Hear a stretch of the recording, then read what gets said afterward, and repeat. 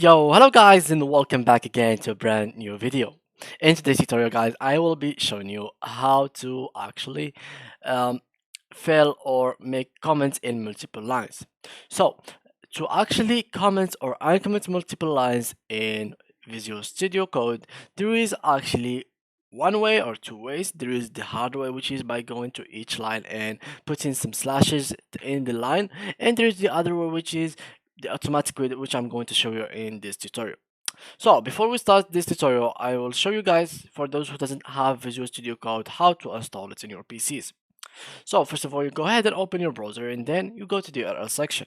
After that, go to here and search for Visual Studio Code, and here we go. After that, you click on Visual Studio Code website, which is code.visualstudio, and then you click on it. After that, click on download for Windows, and it will be downloaded on your PC. Of course, there is other Mac and Linux options in this flash.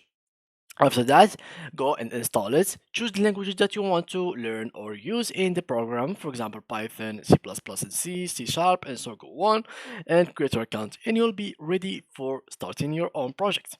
Now, how you can actually, and back to the tutorial, how you can actually and comment multiple lines. So first of all, let's make a comment. So let's try, for example, hi YouTube, and let's make it like in multiple lines. So how we can actually make this a comment?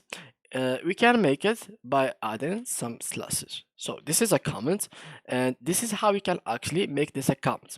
Now, how we can actually uncomment this or make it uncomment, which is by doing something like that and removing slashes.